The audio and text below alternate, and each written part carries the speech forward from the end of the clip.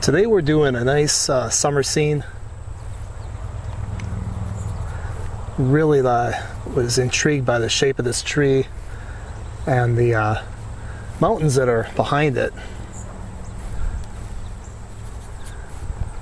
So I thought we would paint this today. And I like the harmony of greens. You have these warm greens in the foreground and the cooler greens in the background. So we're going to give this a shot. My name is Jason Tako.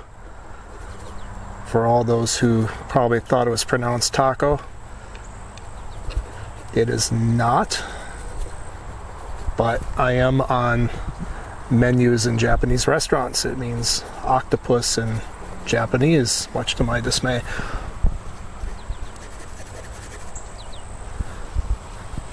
But I thank you for joining me today, this beautiful but fairly hot day. And we're going to see what we can do here. If you're new to my channel, if you could do me a awesome favor, hit the subscribe button. And if you think you'll like this video, or if you do like this video, hit the like button. If you're not sure if you like this video, then go ahead and wait.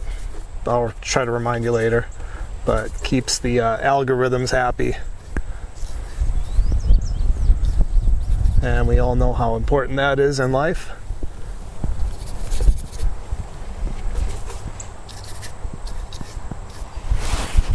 So just starting out with a basic wash here.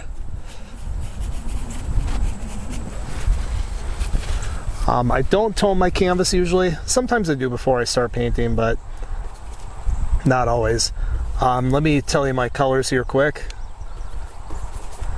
Titanium white, cadmium yellow light, cadmium orange, yellow ochre, transparent red oxide, cadmium red, alizarin crimson, ultramarine blue, cobalt blue, cerulean blue, viridian, chromium green oxide, and I think that's green gold.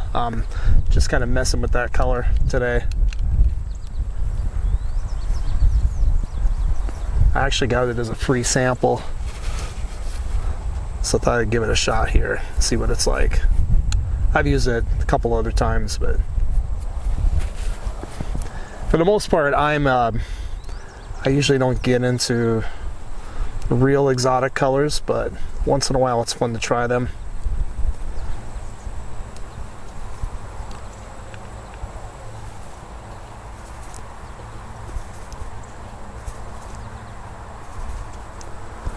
So as I was saying before, what's intriguing to me about this paint, about this composition, this scene, is you have a lot of greens. We're in the, this is August when this is being recorded, and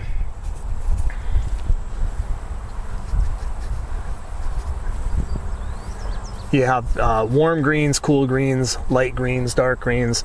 So I thought this would be a really nice study of greens to show you and to practice myself, because I can always use the practice. I am starting with the foreground first. A lot of other artists like to work from the back to the front. I do not like to work from the back to the front. If you've watched my other videos, you know why. If you're new, I'll tell you. That's because the background colors, you know, they cool, they gray as they go further back. They get more ambiguous. The foreground colors and values, they're more easy to define. And so if I get those in, not to define, also to figure out, I should say.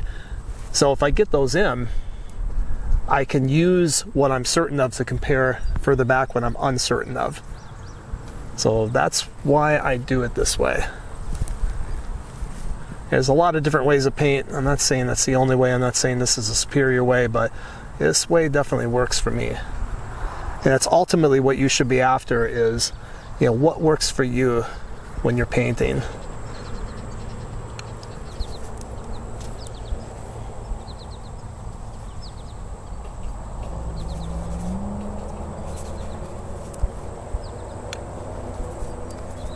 I don't use any medium when I plein air paint. I am using some mineral spirits to thin my paint, but I don't use, like, you know, Galkit or something like that. I will use it in the studio, but not out here. It's because I really don't need to.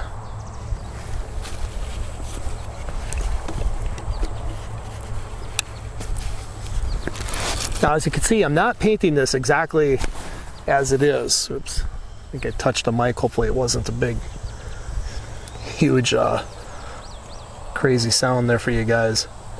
But I'm not painting this exactly how it is. I am varying a little bit from the composition to make it more interesting. Going a little bit more by instinct.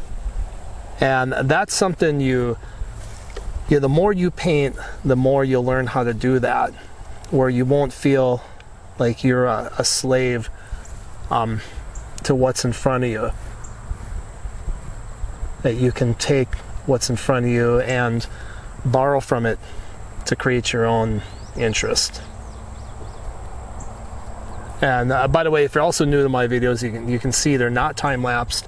A lot of guys and ladies do time-lapse videos. I don't, because I guess I want to be different. You can find a million time-lapse videos on YouTube of artists painting. So my videos are longer. Hopefully you're not the impatient type. But if you are, there's tons of other videos that are time-lapsed. I do have a couple time-lapse videos for my earlier stuff, and I'm not saying I won't ever time-lapse again. I'm just not doing it right now.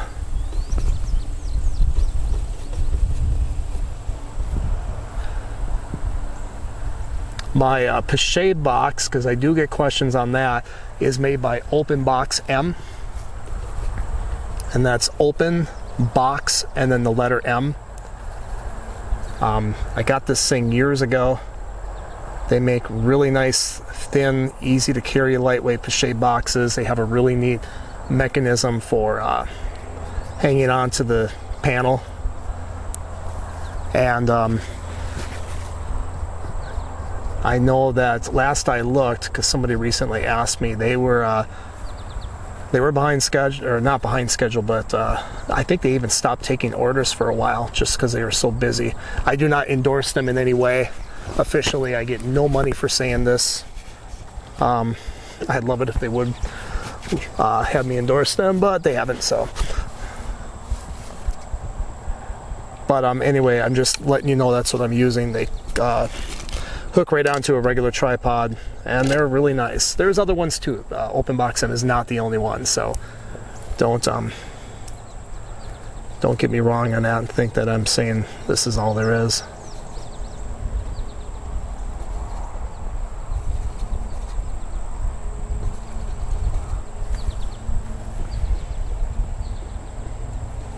So working front to back, comparing values and colors.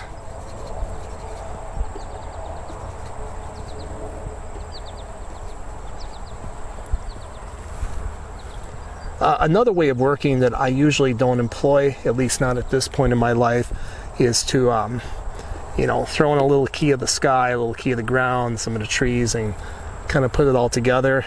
I tend to work a little more of putting values and colors next to each other and keying in that way. Just works easier for me.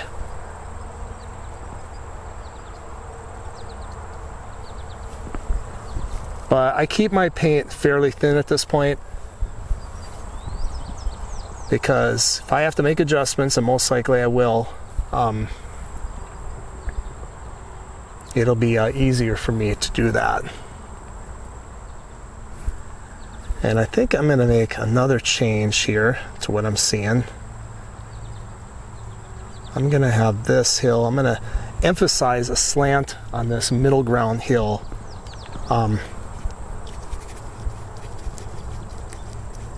more than what's actually there. And when you're painting, think of ways to do that. When you see your scene, if you're a little more advanced painter, think of ways to to make your composition more interesting. Is there a hill? What would happen if I made that hill a little more slanted? What would happen if I angled it another way?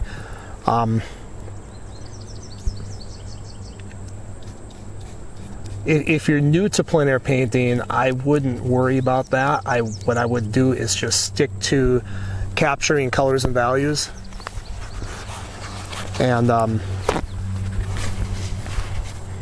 leave the fancy stuff for later. Because, in the earlier stages, you're just happy if you can go home with something that looks remotely like what you saw.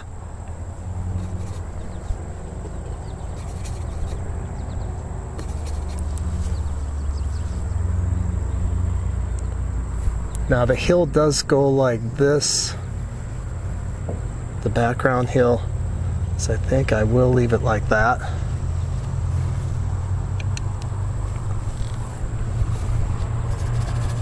And I'm going in with a cooler blue, which is, let's see if I can keep my easel from shaking so much, which is less red, a little more towards straight blue.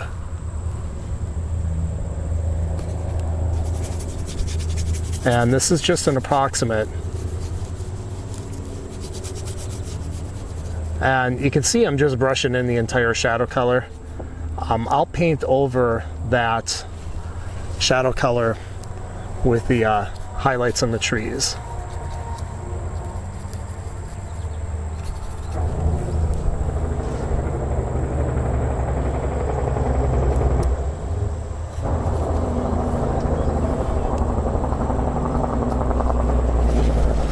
Tractor trailer just hit the Jake brakes there, I think they're called. Adds a nice effect to the peacefulness of nature. I'm being a bit facetious there. They got a job to do too, God bless them for doing it. I just would love it if their job was a little further away from where I'm painting, but it is what it is.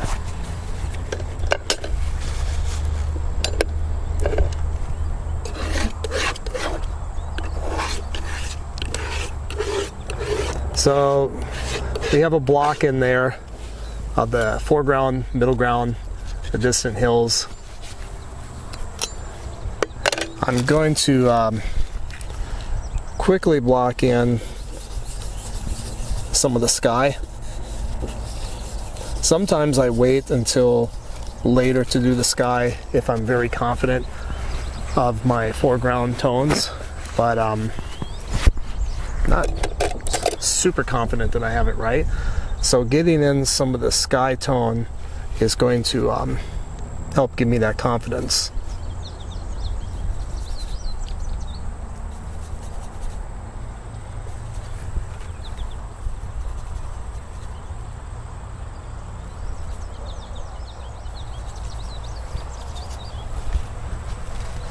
It's a little too rich, a little too intense.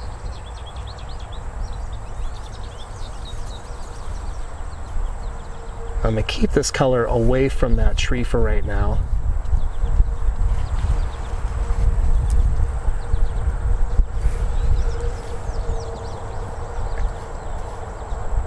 There's some clouds in there, but I'm just going to ignore them for right now. I don't know if I'll put them in or not. Just because this painting is not really about the clouds. It's about all this up here.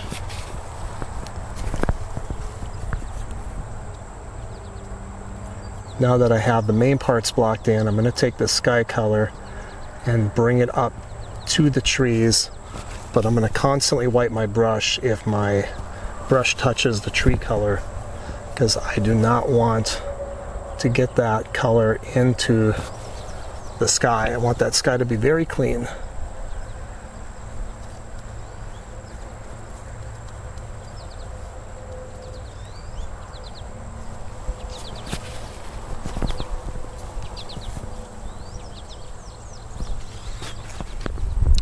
Okay, clean off the palette a little bit. And let's see, I think I'll grab this brush. I'm going to make a slight adjustment to my foreground greens. They're a little bit warmer than what I'm seeing out there.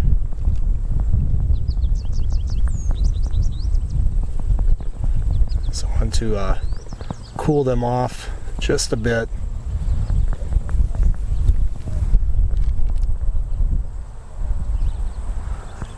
Now, I'm not going to try to cover everything I have.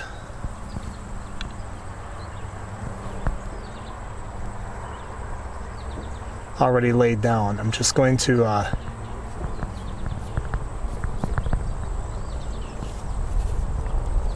make some slight cool adjustments. I just had a bug fly on my lip. Notice how abstract I'm keeping this background. If you look at the reference photo, it's not a very interesting, I'm sorry, foreground. I said background there, didn't I?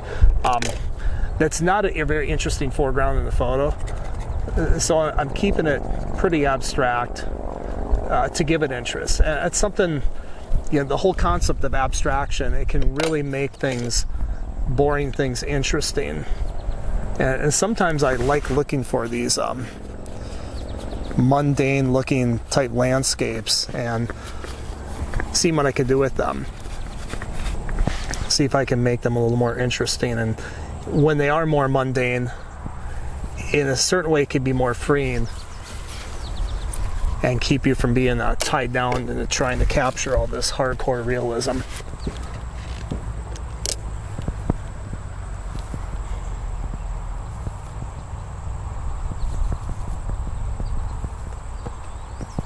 And I will admit this, if you're familiar with the late great artist Richard Schmid, he was a master of that. He was my first real big influence as an artist. And that's one thing that I loved about his work, is how he would abstract things. He'd take a kind of dull foreground and just really, you know, give it a nice abstract feel. Another one who did that for wildlife art, because I used to be primarily a wildlife artist. Another one who did that in wildlife was a man named Manfred Schatz.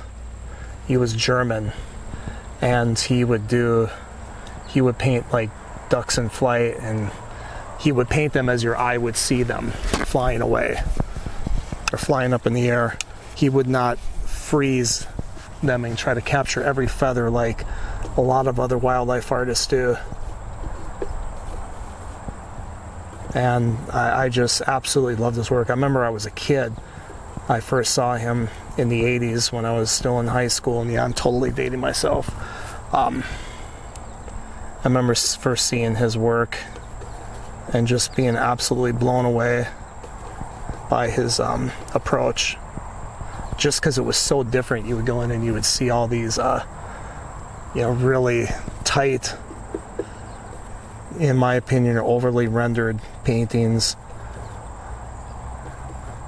And then you'd bump across his, and it was just a breath of fresh air.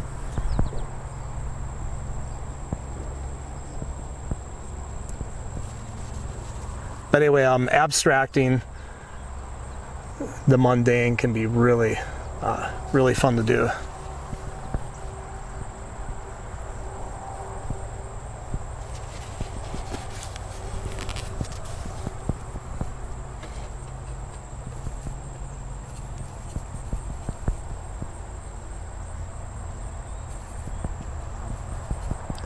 The key with this too, when you're doing this approach, is using a very light touch with your brush. You know, when I lay these colors down, I'm just trying to barely touch the canvas. And with my students, I'm constantly trying to get that across to them. You know, don't overblend, don't push down so hard. You don't need to. You just need to just set the paint down very, very gently.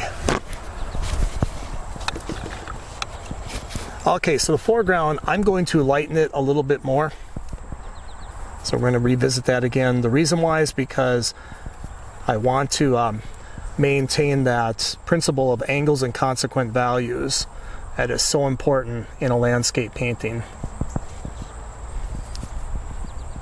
And that's often so violated in a landscape painting, which is pretty much the #1 reason why landscape paintings fail in beginning artists, is that they don't know about angles and consequent values and what it is and how important it is, and they don't know how, even if they're aware of it, they don't know how to practically imply it in their work, and then their work suffers for it.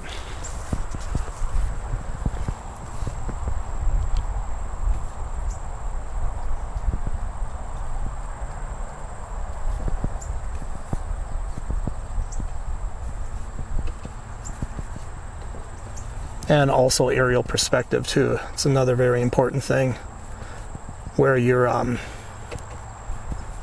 strongest yellows are going to be closest to you in the foreground.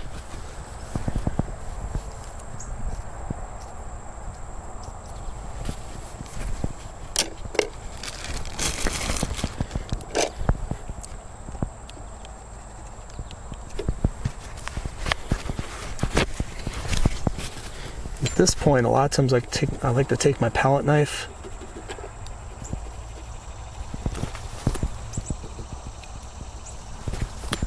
and just scrape it up and down a little bit, just to pick up any heavy texture that I may not want yet. And it's a nice way of doing some subtle blending. Whenever I say that, I always think of Mary Catherine Gallagher in Saturday Night Live, when she talks about, sometimes when I get really nervous, I like to take my hands and I'll leave the rest. If those of you who are SNL fans, you know what I'm talking about. Talking old SNL there.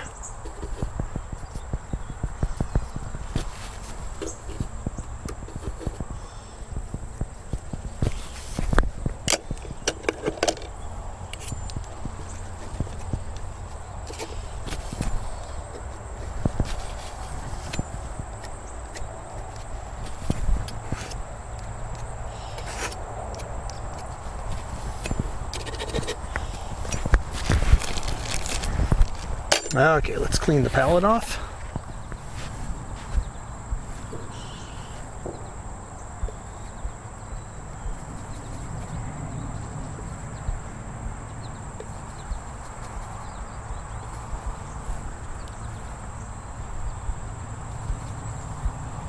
And green gold's an interesting color. Don't know if I like it or not.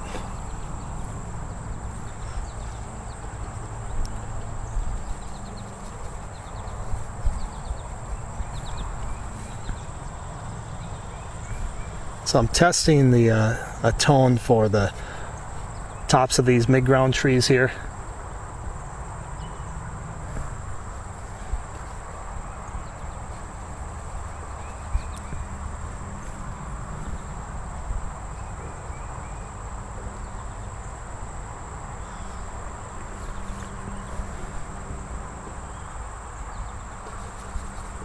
And my whole thinking process is, you know, I mix it, I stick some on there, I look at it, I look at the scene, and I ask myself, you know, is it too light, too dark, too warm, too cool? And I'm not thinking about magical paint combinations and things like that. I know there are some philosophies out there that say, you know, you should never mix more than 2 colors. Ooh, almost impaled my finger on my palette knife. You know, you should never mix more than 2 colors or 3 colors and so on and so forth, or you mix these colors together and you're always going to get this, and that's always going to work. And that, I personally, I did kind of cut my finger. I kind of think that's hogwash myself. There are some people who live and die by that, but for me it's more just, you know, I need to adjust the color, I need to make it lighter, darker, warmer, cooler, and what's going to help me do that?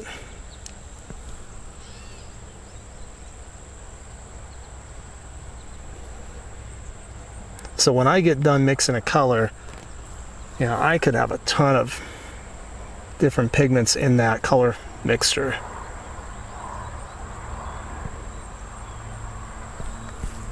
And it's not as romantic as some quick, simple technique of, oh, just mix, you know, never mix more than 3 colors together and all that. And you can do some good paintings. There's some artists who have done phenomenal stuff with that philosophy.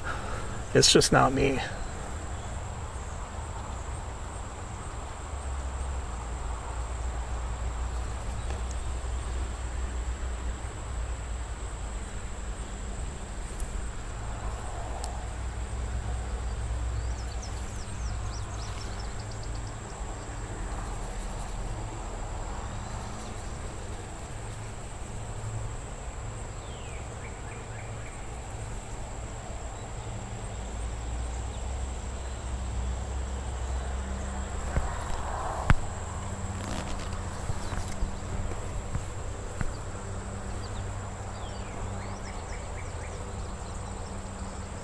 Trying to simplify the feel of these trees, give them a feeling of form.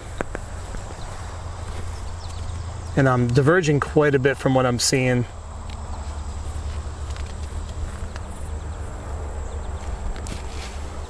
I might put another tree over there. We'll see.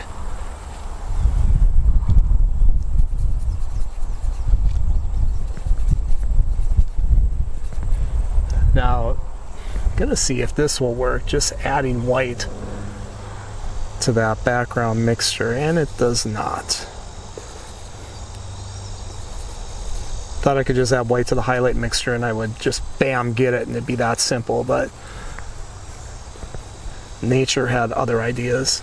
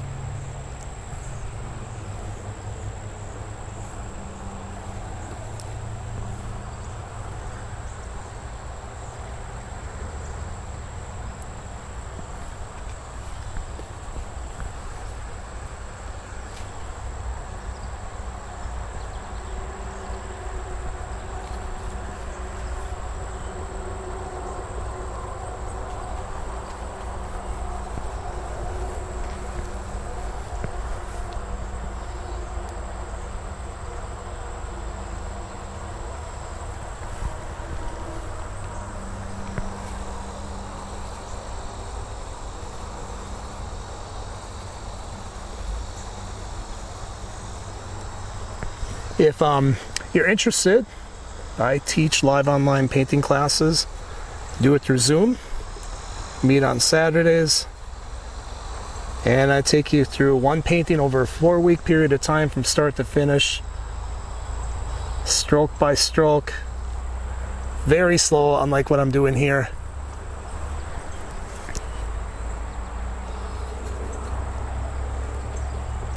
And I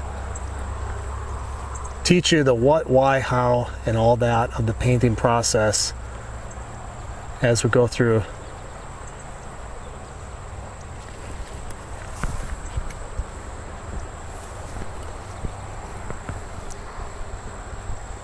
Do you think you'd be interested in studying under me? I love teaching. I'm very passionate about it. There's a waiting list. You can sign up. There's a link below in the description.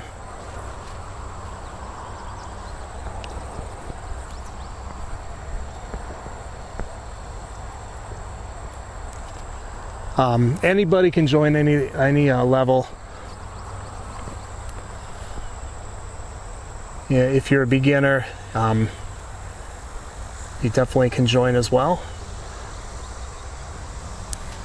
Might be a tad bit of a struggle, but being a beginner is a struggle period, so. When I started out, I lived in rural Minnesota. That's where I grew up, and didn't have any access to teaching really anywhere in the area.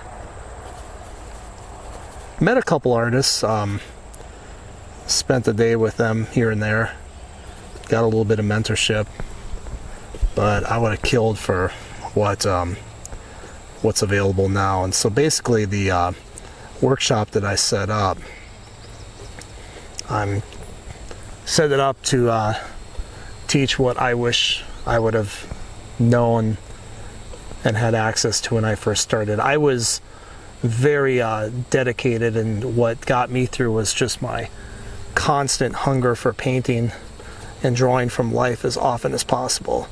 And that is something, you know, if you're super serious about it, that I highly recommend you do. But, you know, my classes, I do like serious students, but you don't have to be like obsessed like I was. I was a little over the top sometimes.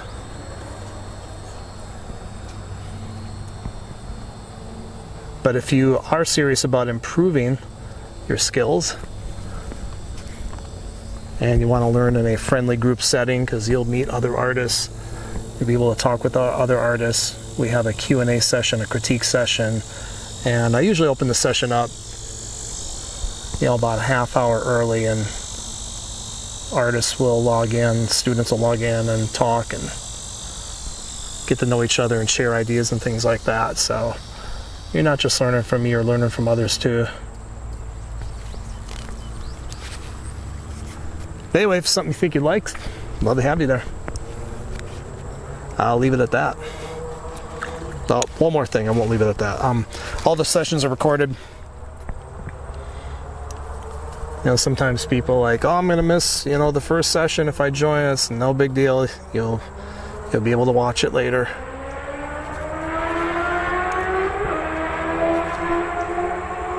And I also demo the painting on my own from start to finish, so you can see, you know, a regular standard artist demo, and then I take you through step by step in the class. So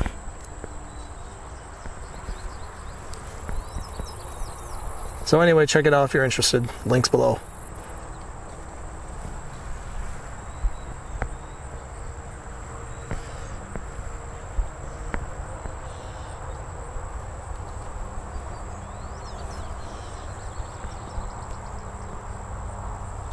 There's a highlight right at the top of these trees. It slightly cools off, at least it appears to cool off to me. The very top.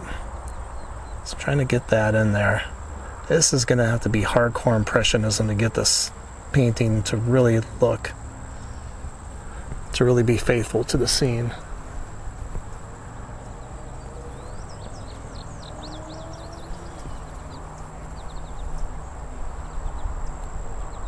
And I'm going to kind of cover that up there. I don't like that repetitive shape that I had going on.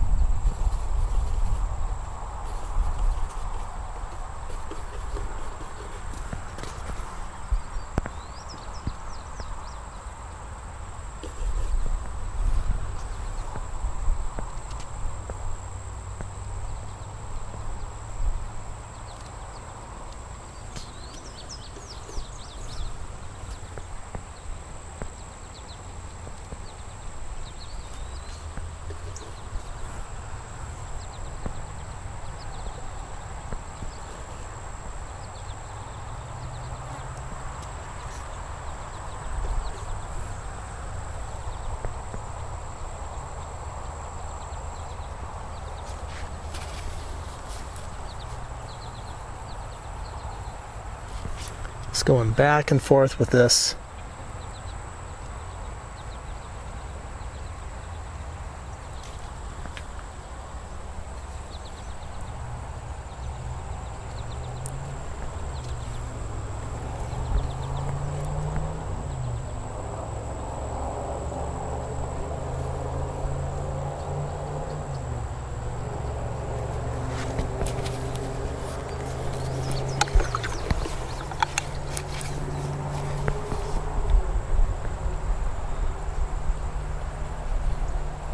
Looks like I'm gonna have to replenish my ultramarine blue. Okay, just replenish some of the colors I was running out of.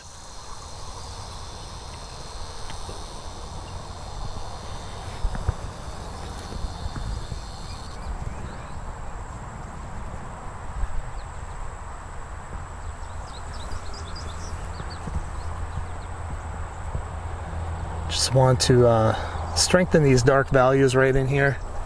It's going to help with the aerial perspective.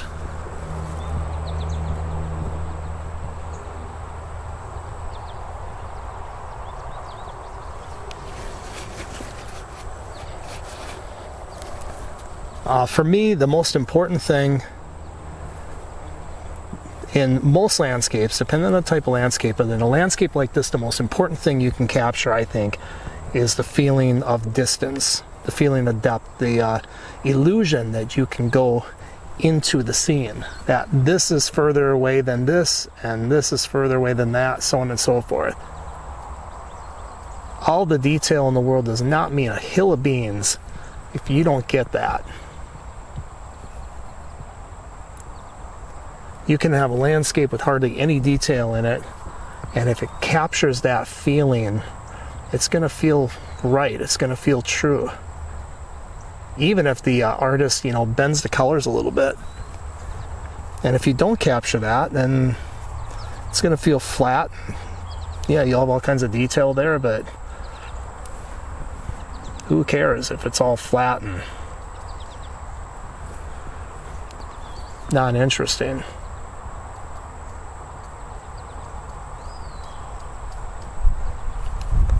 So while I will try to imply detail and texture and everything, it's never at the expense of depth and aerial perspective.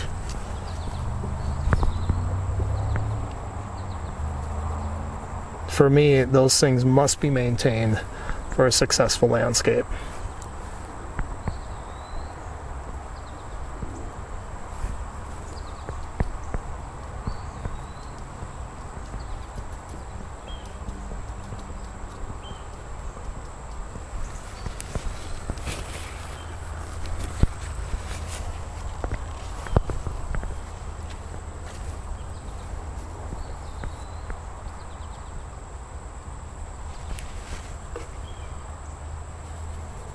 Not crazy about the shape of my tree right now. I've obviously diverged from the from what's actually there, which that's not a problem for me, but it's the overall shape I'm kind of concerned about.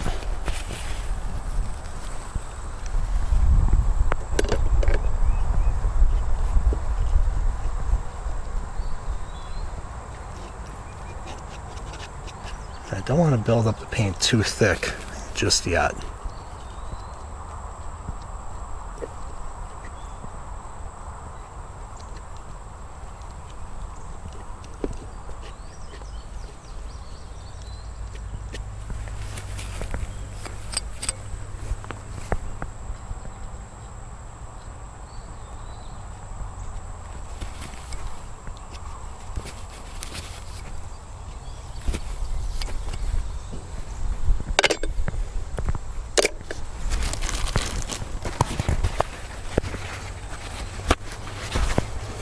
Okay, I think we're going to clean out the palette and then move our way to the background some more.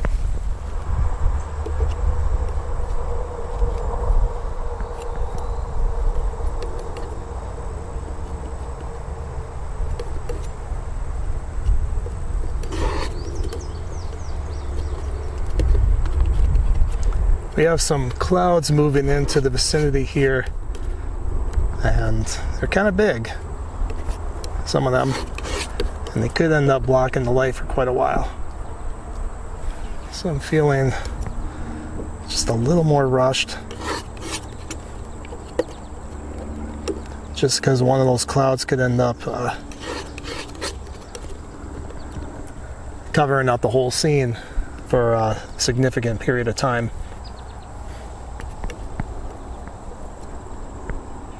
So I'm using a palette knife. I want to mix a decent amount of this background color here, the shadow, and also some of the highlight. But I need to simplify that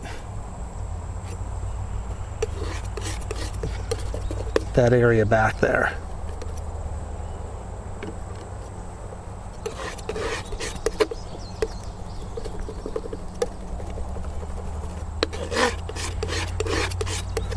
Little trick I do when I know I'm going to need a lot of paint is I'll get an approximate, a pretty decent color laid down thinly, and then go in and mix larger batches of the same color or approximately the same color, and then I can go in with thicker paint, have a lot of it, and know that I'm pretty close, pretty right on. That's actually pretty good, I think. I'll have to make adjustments to it. And now I have two piles of paint, nice and thick. I can go back and forth in this area and really build it up without having to do all kinds of crazy remixing. So just a little tip that you might find helpful. I'm gonna go with a smaller brush. Now, I think this area will benefit from some simplification. It's very even, the light and the shadows there, but it doesn't look as good. And you can try to impress yourself by painting, you know, all this crazy little evenness of light and dark back here, but doesn't mean you're gonna have a good painting. And yeah, that's how it is out there, but I just don't think it looks as good. So I'm going to simplify this more. And looking at this, I think my highlights back there seemed a little too warm. That's why I did that scraping. Now the sun is over here. As this hill moves this direction, you're going to see more shadow because it's getting closer and closer to being backlit. And as it moves this way, it's going to get more highlight because it's moving further away from being backlit and more toward front lighting. And if you can apply that, that can really help give your painting kind of a nice dynamic feel.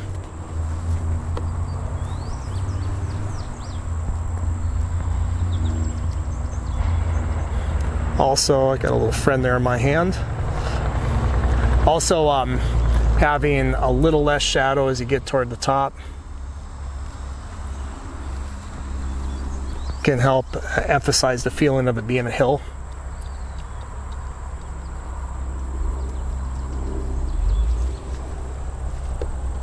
But see how that simplification of the shadows, it just makes for a stronger composition than if I had just a whole bunch of crazy, you know, light and dark, light and dark, light and dark, you know. I don't know what a good analogy would be for it, but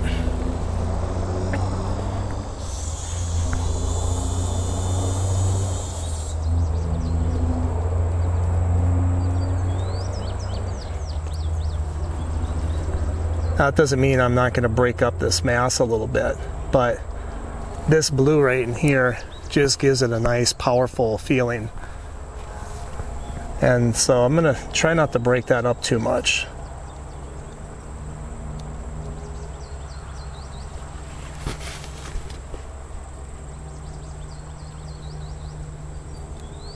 Now I'm purposely building the paint up in here fairly thick so that I can blend the highlight color into it very gently and get a nice subtle transition from the light into the shadow here.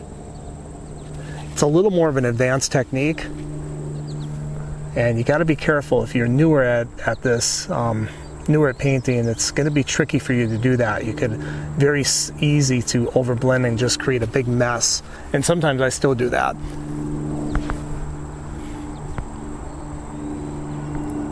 But I'm going to start at the top.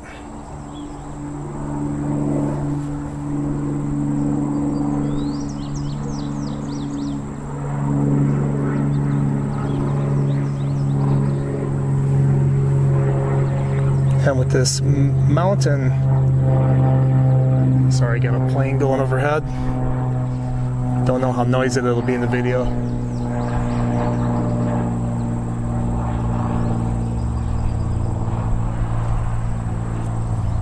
With this mountain sloping down like this, starting at the top and kind of working your way down and trying to almost feel the contour shape of the mountain with your brush when you're doing this.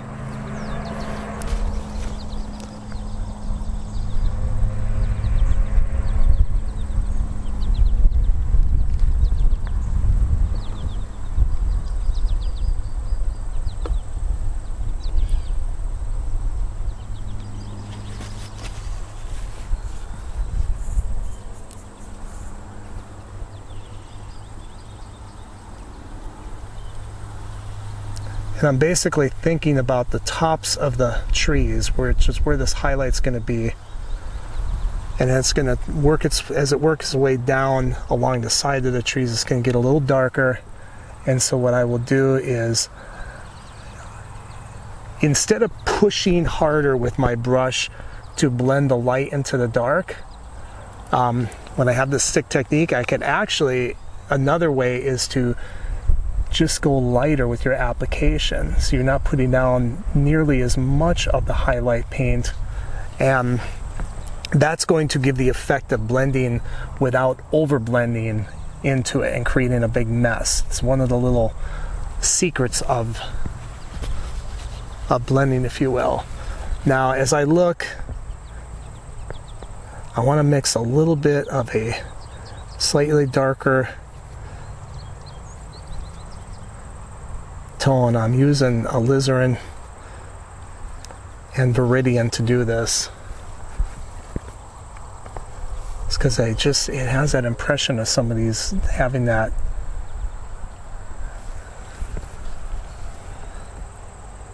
effect when I just do a quick glance up there.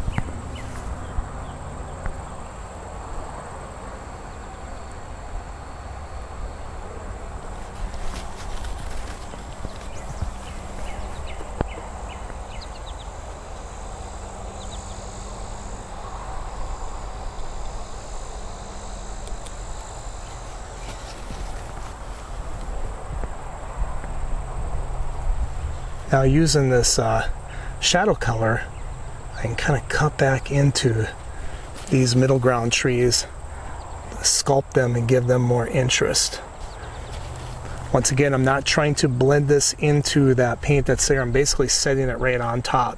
It does get thicker, but it works well.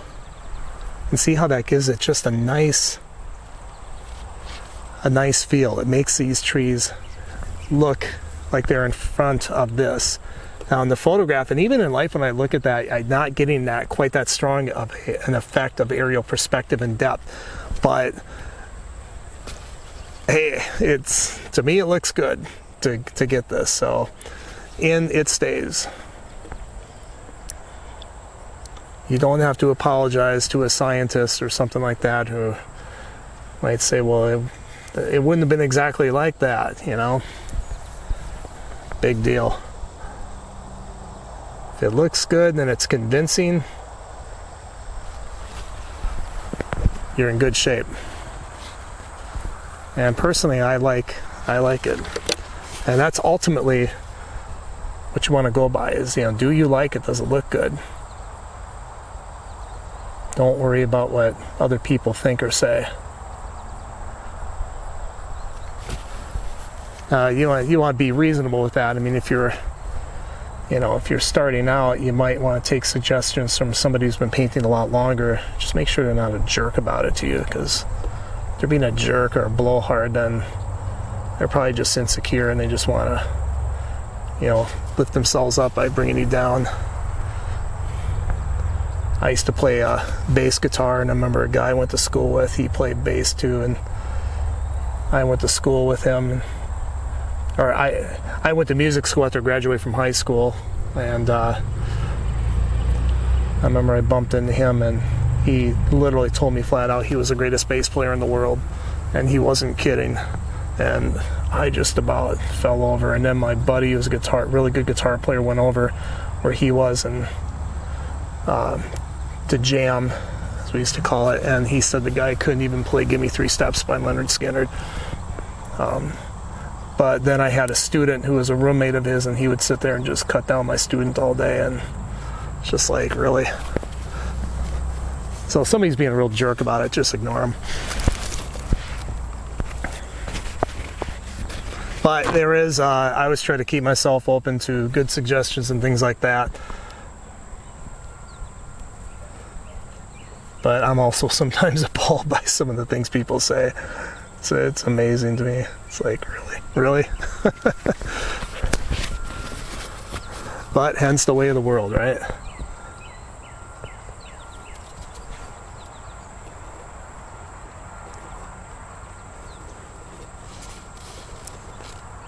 My experience is usually the best artists and musicians, whatever, are usually the nicest and most humble.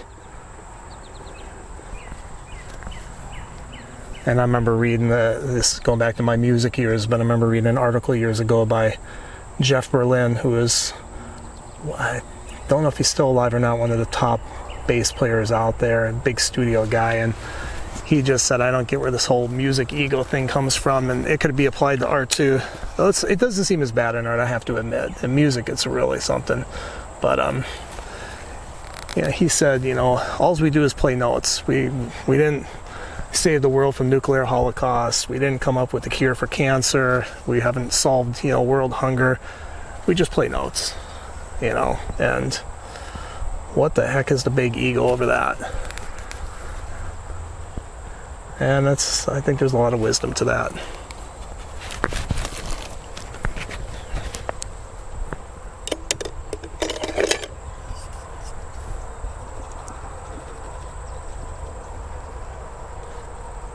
So be open to good advice, but don't let anyone bring you down.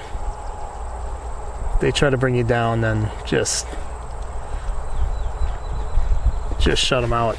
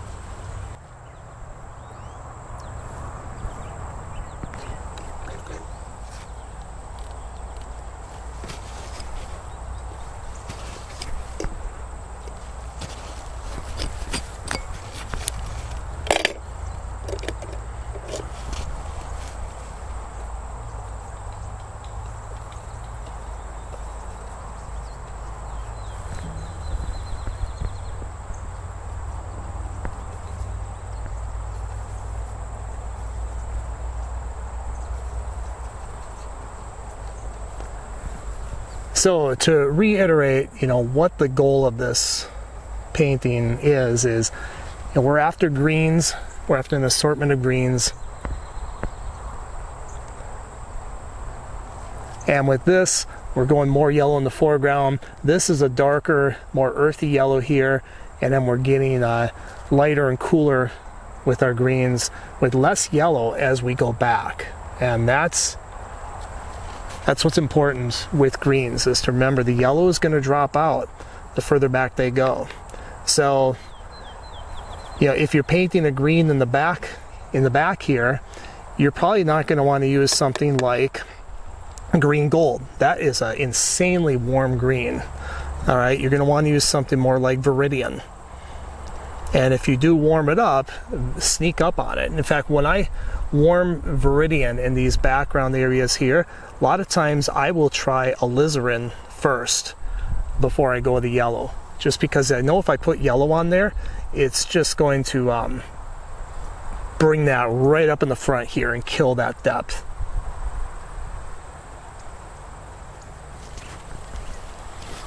And I do have a video on my channel about painting greens, if you have not seen that. And of course this is on painting greens too, so. But that one's a spring scene. This is more summer.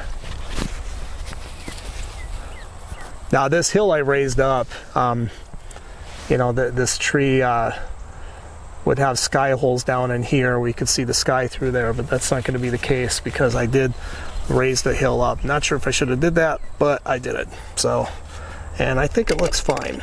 So I'm not going to worry too much about it. Okay, clean the palette off a bit. Gonna move back into the foreground here.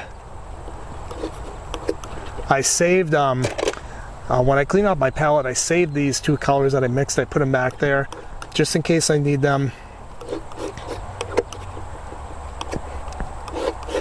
when I spend that much time mixing a lot of paint. If I cannot waste it and throw it away, that is cool. And that's what I do. Gonna thin this black here that I mixed.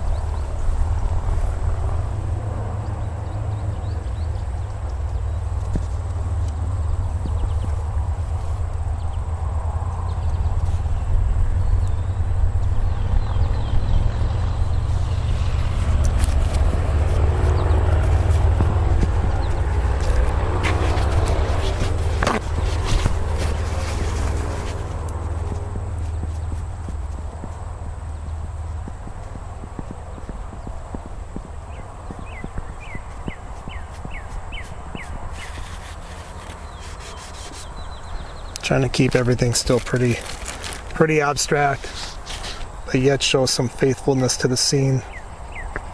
Now, as I'm going into the foreground with my greens, you notice I'm mixing stronger yellows and oranges into it. I cooled it down earlier, and there are some cools in there. You can go with a couple cools like that, and like that. I just mix some Viridian into it. But this cool shouldn't dominate. It should be more just a variety and enhancement. Overall, you want the stronger yellows to be in this foreground. And angles of consequent values, remember,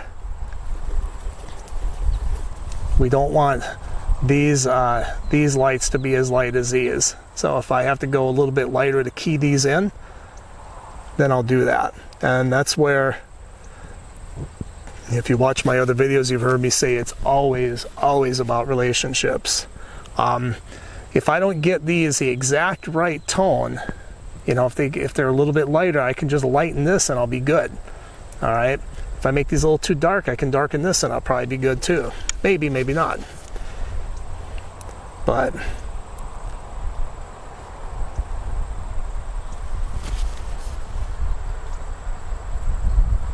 That's how angles and consequent values work. And that's how relationships work.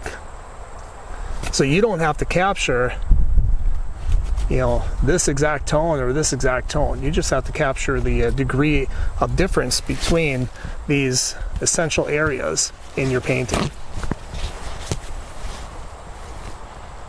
And if you really want to learn how that works and go more in depth, check out my workshops,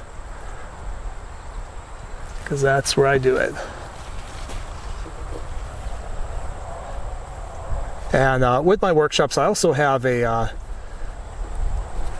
version where you can just watch my full-length demos, where you don't have to do the live classes, or you don't do the live classes, you just get access to my full demos. And it's half the price. I'm not going to put the price on here because if I ever raise the prices, I want this video to be evergreen. But get on the waiting list. You know, when I open it up, you'll see what the price is.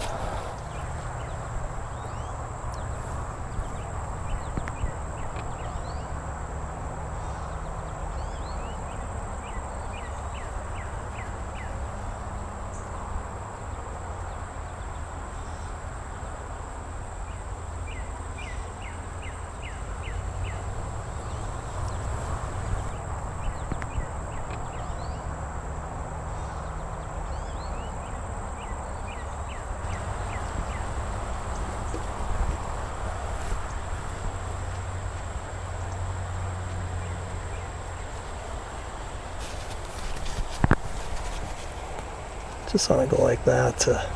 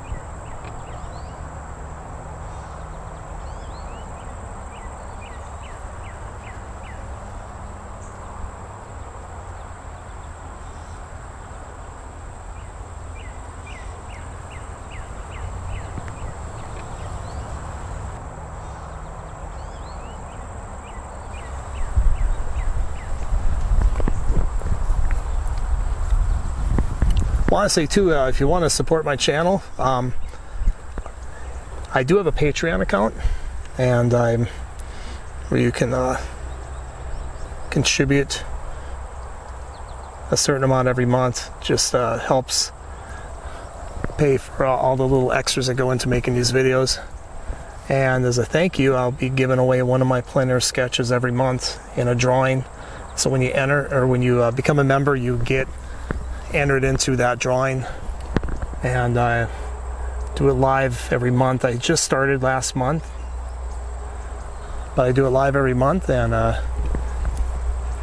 depending on how much you contribute, depends on how many chances you get, but it mainly just really helps me out, and so I do the drawing as a thank you for helping me out.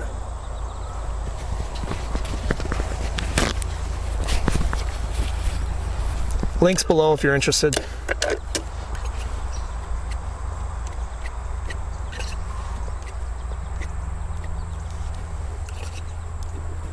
And if you do it, thank you.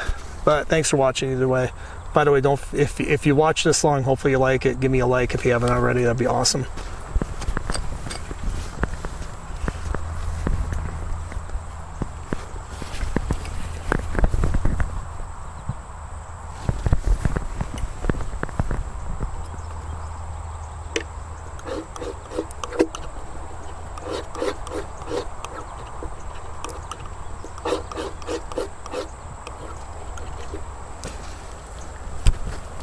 Okay, now there is, I hope I brought a thin brush. Yes, I did.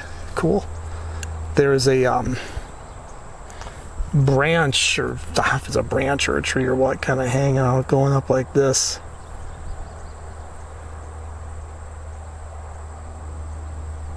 Kind of adds a interesting shape to everything. And then you have some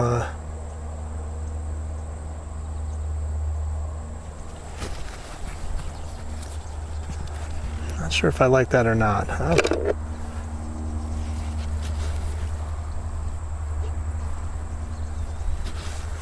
How's that for getting rid of something you don't like?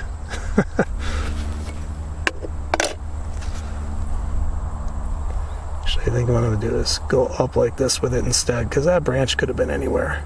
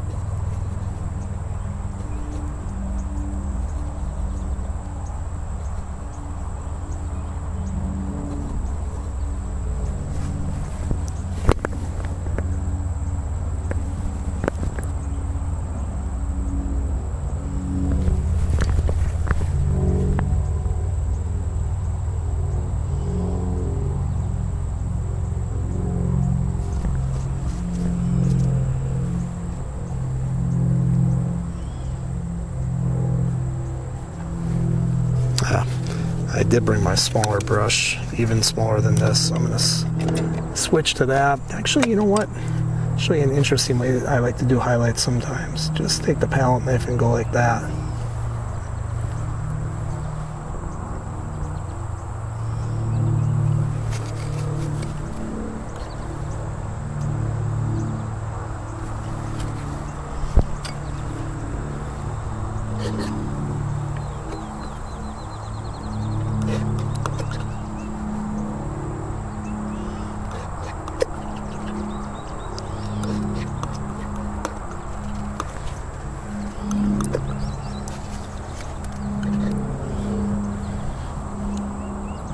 There's some vines hanging off here. It's probably invasive growth knowing this area, but it kind of looks cool. So in goes the invasive growth.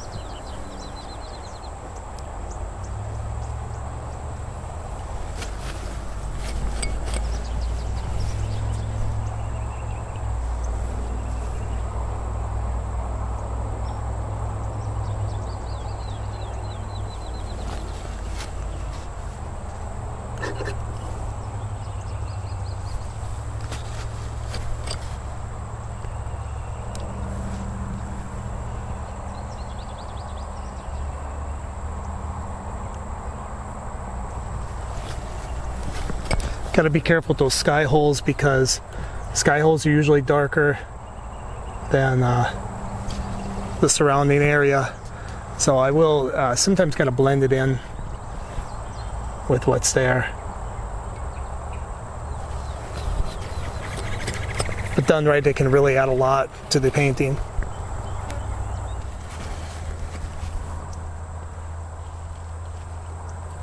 Sometimes if I'm lazy and I don't want to mix more color and I need just a little bit, when I put this color on thickly, I'll just take a tad bit away and stick it on my palette knife and kind of go in there.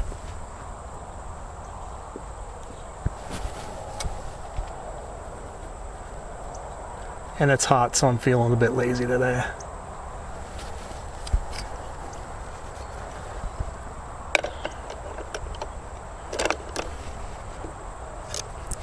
So we're on the home run stretch. I'm gonna add a little bit of highlight on the foreground plane. If you like what you're seeing, if you haven't subscribed yet, please do so if you watch to the end, or maybe you just fast forwarded to the end to see how it turned out. But I'm gonna be putting videos out. I'm gonna try to do it every week, as long as circumstances allow me to. And so if you subscribe, you'll get notified.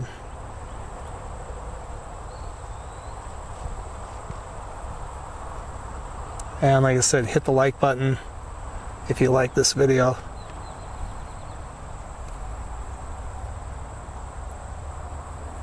And if you want to let me know what you think in the comments, feel free.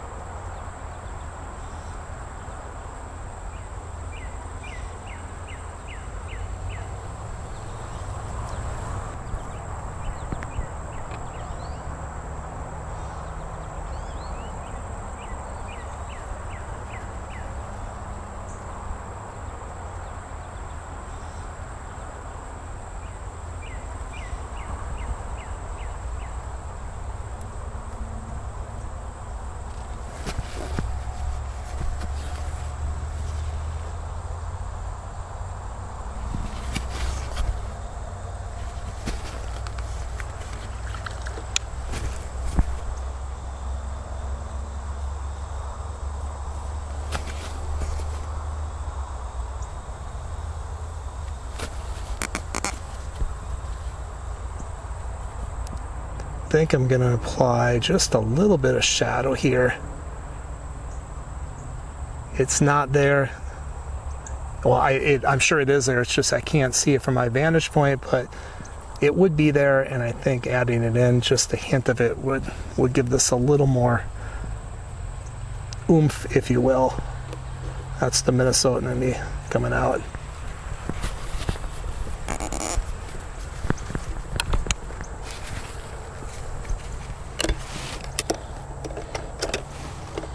And one more thing I think I'm going to do is, this is an imitation badger hair brush made by Rosemary and Company, Series 279.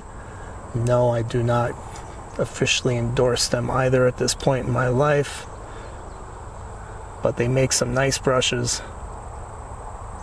And I'm going to soften the background hills with just a little bit. The soft badger hair is really nice for doing that.